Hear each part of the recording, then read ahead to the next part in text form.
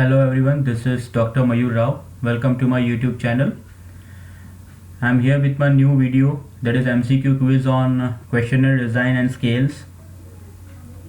Again, I would like to request all my viewers to have a notepad and a pen so that I'll be narrating the question and their options. You have to write the correct answer in your notepad, and at the end of my video I am going to discuss the correct answers with you all. I am following the same pattern which I have followed in my previous two videos on MCQ quiz. So let us start with the quiz now. First question from the below, which one is the double barrel question? You're supposed to answer from the below which one is double barrel question. Option A, pizza is delicious and mouth watering dish. B, Maggi Kappa Mania is ready to eat and tasty food mix. C, both A and B. And D, none of the above. You're supposed to answer this from the below which one is double barrel question. There are four options from which one is correct. Moving ahead with the second question, in which scale respondents allocate a constant sum of units such as 100 points to the attributes of the product to reflect their importance? Hope you understood the question. The question is, in which scale you are supposed to identify a scale in which we allocate 100 points to the attribute of a particular product. I mean to say the total points should be 100 to all the attributes, reflecting their importance. In which scale we use this? There are four options. First is A, Likert scale, B, constant sum scale, C, rank order scale, or D, semantic differential scale. There will be one correct answer in this. Moving ahead with the third question, arrange the order of steps in questionnaire design process. I have given you the haphazard order. You are supposed to arrange them in a sequence. Option starts, that is A, reproduce the questionnaire, B, identify the form and layout, C, arrange the question in proper order, D, eliminate the bugs by pre-testing. You're supposed to arrange the four steps in a sequence, in a sequential order, which becomes a design process. It is not a full design process, but you're supposed to arrange the steps in a sequence. Moving ahead with the fourth question, please rate on 7-point scale the nature of males. It is just an hypothetical question. I have chosen gender, that is male. I don't have any kind of bias, but just as a random kind of thing that I have chosen deliberately. Please rate on 7-point scale the nature of males. And the scale begins from dominating. We are having 7-point scale. It ends on submissive. If you are using this kind of scale, from the below which one is the correct answer? Is it a ranking scale? A, B, constant sum scale, C, semantic differential scale, or D, none of the above? You are supposed to answer this from the four options. Moving ahead with the fifth question, which things overcome the unwillingness of respondents to answer? Which things overcome the unwillingness of respondents to answer? That is, when you are preparing a questionnaire, the respondents might be unwilling to answer. Then what are the things you are going to consider which may overcome this unwillingness? Option A, you're supposed to provide response categories. B, place the sensitive topics at the end of the questionnaire. C, explaining the legitimate purpose of the data. D, both A and B. And option E is all of the above, A, B and C. You're not supposed to include the D option over here. There are 5 options from which you are supposed to identify the things which may overcome the unwillingness of the respondents to answer the questionnaire, the survey which you are going it. Next, sixth is dash involve the direct comparison of stimulus objects. Dash involves direct comparison of stimulus objects.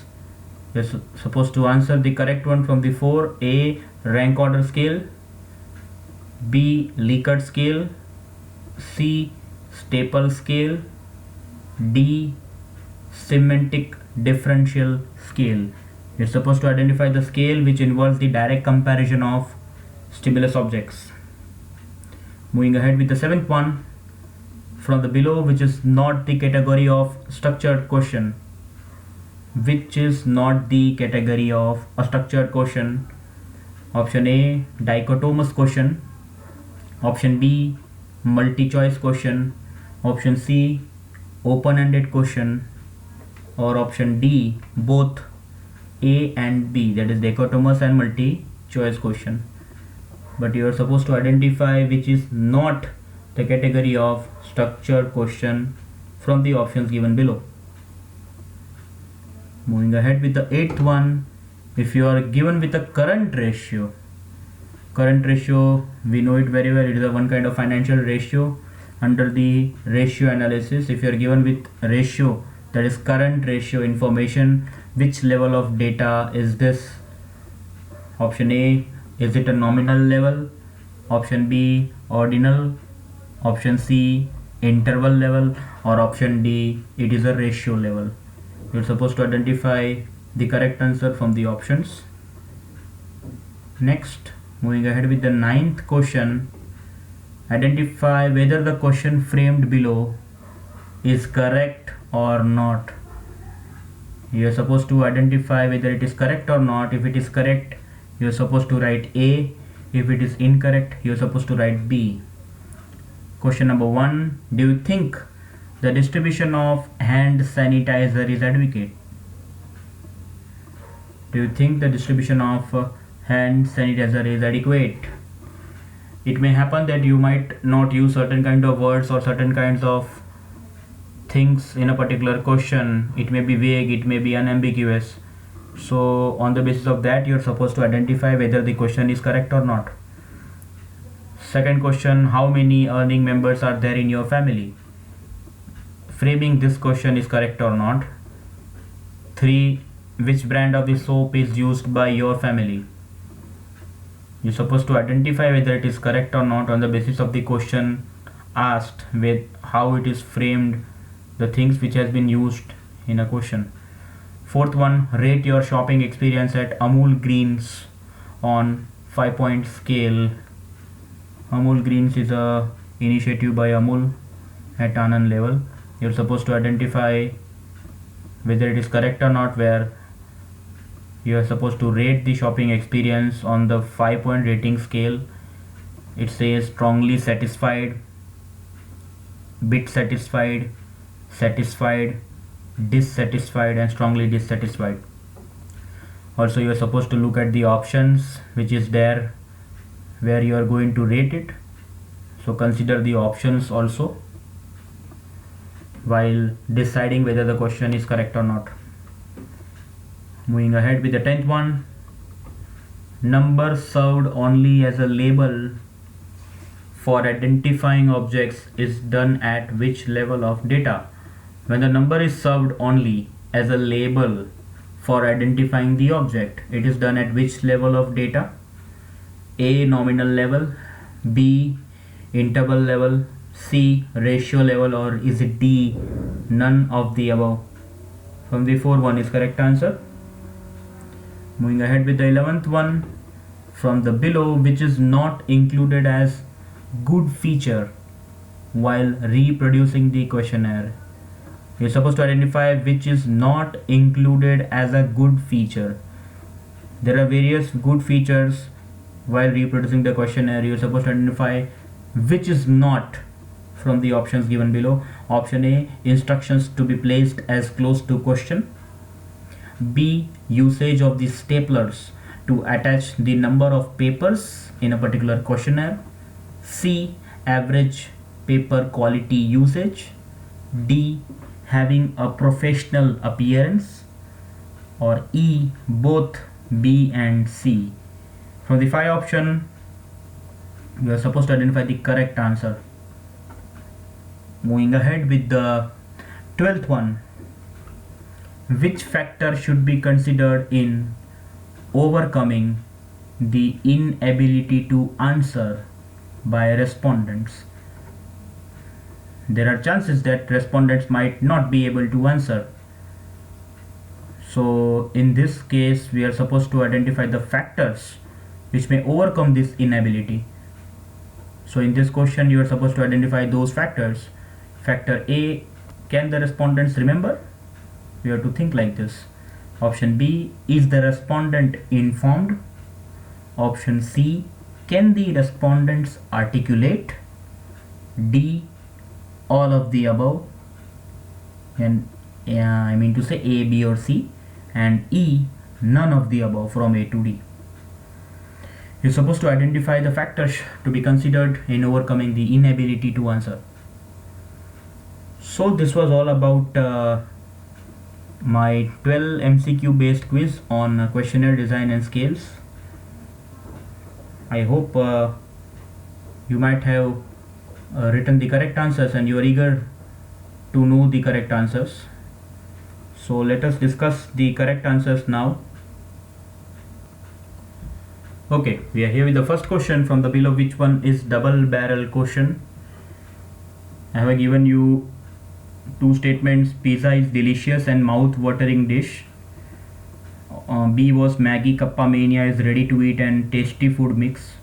Your correct answer is C, both A and B, because in this you can find I have used two variables, that pizza is delicious and mouth-watering, both variables over here. Kappa Mania, Maggi is ready to eat and also tasty. So there are chances when you are giving this particular question to the respondent, he may find that pizza is delicious but not mouth-watering dish. So there may be a chance of yes, no. In this particular question itself, you cannot answer this question in a single yes or single no. It may happen that Maggi Kappa Mania is ready to eat but not tasty food. So in this particular case, what answers a respondent should give? So it is a double barrel question. Instead of this, you can always use two questions. First question can be pizza is delicious, answer can be yes or no, and the second question should be pizza is mouth-watering dish, answer can be yes or no. So answer is C, both A and B. It is a double barrel question. Moving ahead with the second one. In which scale respondents allocate constant sum of the units such as 100 points will be given to the attributes of a particular product? Product attributes are always mentioned and you are supposed to allocate from the total 100 points how much points you are supposed to give to one particular attribute. For example, there is one product and you are supposed to give a rating, or you're supposed to allocate the points to the attribute, and one attribute is price. So I may be giving 60% or 60 points to the price, and rest of the points will be having the total of left 40 points. Ultimately your total should be 100 points. In this particular one scale is being used, and the correct answer is constant sum scale, where you're supposed to sum the total points attributed and total should make 100. Likert is 5-point scale. Rank order, you're supposed to provide ranks to all the brands or the things which are given to it. Semantic differential scale is again a 7-point scale, where the extreme positive and extreme negative variables are given. Moving ahead with the third, arrange the order of the steps in questionnaire design process. So answer is C, arrange the question in proper order. Then the second step becomes B, identify the form and layout. Then A, reproduce the questionnaire, and D, eliminate the bugs by pre-testing. So answer should be C, B, A and D. Ultimately it will be the sequence. Moving ahead with the fourth question, please rate on 7-point scale the nature of males. It may be dominating or it may be submissive. When you're using such kind of 7-point scale, the correct answer is semantic differential scale, C, because constant sum just now we have observed in one MCQ, it is making the total. We have taken 100, then you're supposed to allocate the 100 points in all the attributes, making the total 100. Ranking scale, you're supposed to rank, it may be 1 to 5 or 1 to 6 or 1 to 7, where you're supposed to rank the brands of a soap or brands of a shampoo. So correct answer is C, semantic differential scale. Fifth one, which things overcome the unwillingness of respondents to answer? Correct answer is all of the above, A, B and C. All the above 3 points are needed to overcome unwillingness of respondents to answer. We should always provide response categories. We should always place sensitive topics at the end of the questionnaire. We are supposed to explain legitimate purpose of collecting the data. When you are assuring these 3 things, obviously there are many things which may overcome the unwillingness to respond of the respondents, but these 3 things in the options will always help us to overcome the unwillingness. This will be helpful for respondents to answer. Moving ahead with the next point, sixth question, which says that dash involves the direct comparison of stimulus objects. Yes, comparison of the stimulus objects, it is a ranking order scale. Option is A, because over here when you rank the 5 brands of a particular shampoo, it compares one brand with the another brand because it is comparative scaling. Rest 3 are non-comparative scales where you are not supposed to compare the stimulus objects. One particular statement is given and you are supposed to rate the statement in 5.7-point scale. So these 3, B, C, D are non-comparative scales and A is only the comparative scale which compares the stimulus objects. Moving ahead with the 7th one from the below, which is not the category of a structured question. Correct answer is C, open-ended question, because dichotomous question is yes no type question. It is a structured format. Multi-choice question is having number of the options, and again it is a structured format, planet format. But open-ended question will be giving the option, I mean to say a choice, that they can always give descriptive answer. I mean to say that you're not supposed to give categories to them. They're not supposed to tick. If I may be asking you that what is your experience of visiting a mall, then you're supposed to write 4 or 5 lines. It is an open-ended question. So in this open-ended question, obviously it is the not structured format. It is unstructured question. Moving ahead with the 8th question, if you are given with the current ratio, which one is the level of data? Answer is very simple, ratio level, because above 3 levels are lesser than the ratio level. In nominal level, you are supposed to identify just numbers and you are supposed to assign the numbers, and only labels are tagged to identify the particular things. For example, there are 3 candidates and you are allotting the number 1, 2, 3 irrespective of their performance. It becomes a nominal data. Under ordinal data, you are supposed to rank. For example, there are 3 brands of shampoo. You are allocating rank 1 to so and so brand, rank 2 to so and so brand. On the basis of some criteria, it becomes ordinal. And in case of interval, you are supposed to give the opinion about why a particular product is being preferred. It may be in a ranking scale, that for example there is one race going on and you are supposed to give the distance, that so and so person has covered this distance in this much time. The person who has taken lesser time is being given the first rank. So it is nothing but the interval. The interval is the difference between the time taken by first rank and the second rank runner. and ultimately the ratio, it is the highest level of the information where you're supposed to get the answer of the current ratio is the highest level. We do not have any other level above ratio level. Moving ahead with the ninth question, identify whether the question framed below is correct or not. Do you think the distribution of the hand sanitizer is adequate?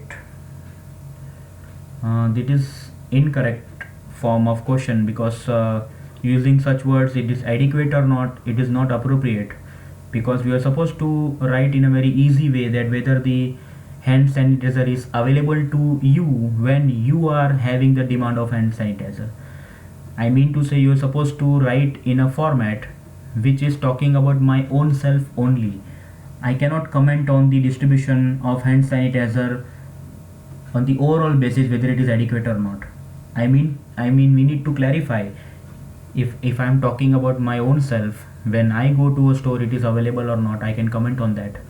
So first statement is obviously incorrect. How many earning members are there in your family? It is correctly framed. You can directly write from there are total 5 members, out of which one is earning member, so it is correct. Option 3, which brand of the soap is used by your family? It is again very vague kind of question, because in a family there are 5 members and 5 members are using different brands. So in this, how can I write one brand? You're supposed to clarify which brand or brands of soap you used or your family members are using at present. So it is incorrect, because there are more than one brand used by our total family members. Fourth question, rate your shopping experience at Amul Greens on 5-point scale. Yeah, the question framed is correct, but the options or categories which is given, it is wrong, because I have already told you, you're supposed to consider the options as well. Above 3 were not having any option, but the fourth question was having option that strongly satisfied, bit satisfied, satisfied, dissatisfied, and strongly dissatisfied. The scale is not proper, it is unbalanced scale, because you can see the top 3 are in the positive side. Strongly satisfied, bit satisfied, and satisfied, all 3 positive sides, and the rest 2 are negative sides. We need to balance it, because 2 positive, 2 negative, and 1 neutral should be there, so that becomes a balanced scale. So it is incorrect to frame such scale. So hope you are able to understand this. We are moving towards the 10th question. Numbers served only as a labels for identifying the objects. I have just discussed this. When you are identifying the objects on the basis of labels you give, the primary basis, the numbers you give, it is a nominal level data. A is the correct answer, where we are only just assigning a number, not on any basis of any particular pre-required criteria. We don't consider any criteria to give the number. It is just for an identification. Like for an example, you visit a bank and you are given with a token number. Your token is 36th and somebody might be having 37th and next might be having 38. The 36th number is just for identification level. It is a nominal level information. Moving ahead with the 11th one from the below, which is not included as a good feature, and while reproducing the questionnaire. In this case, correct answer is E, both B and C. Option E is correct, because when you are producing the questionnaire, you cannot, but I mean to say that there is one standard kind of thing that you should not staple to attach the number of the papers. You can always convert the number of the papers into a particular booklet form. A questionnaire should be converted into booklet form. It is if the questionnaire is having 4 or 5 pages, instead of using the staplers. Average paper quality should not be used ever. Your questionnaire should be printed in a very good quality paper. So these two are not at all a good feature while producing the questionnaire. So option E, both B and C is the correct answer. 12th one, which factor should be considered in overcoming the inability to answer by respondents? Respondents are sometimes not able to answer anything, so we need to consider various factors which may overcome this inability. The correct answer over here is all of the above, D. We are supposed to always think that whether the question which I am asking Can the respondents remember this? If I'm asking that from the last few months, how many times you have or you might have had a cold drink, it is very difficult to identify, it is very difficult to recall this, that how many times I have cold drink in my menu or in any party. It is difficult because nobody records this. B is the respondent informed? You are supposed to inform the respondents. C, can the respondents articulate? Yes, we need to understand this because if you are showing some picture to respondents, the respondents must be able to understand. He must be able to interpret the way we are going to ask. I mean to say, the question which I am going to ask him, he should understand the same way which I am asking it. So your answer is all of the above for the 12th question. So this was all about my MCQ, and in the next slide I have just notified the correct answers. You can always refer the solution. It is for your references. If you have missed any of the answers, you can always verify it with this, and I'm going to quote some references which I have used. That is marketing research by Naresh Malhotra and Satyabhushan Das, business research method by Cooper and Skiller, business research methods by Naval Bajpai. So this was all about from my side in this video. Hope it was very interesting for you people to appear for this quiz on questionnaire design and scale. I would like to request you to subscribe my YouTube channel, share, like and comment. If you love to listen me, I'll be coming with various new videos on various other topics of research or any other subject. You can just subscribe my YouTube channel and press the bell icon. Thank you very much for watching it. This is Rao signing off.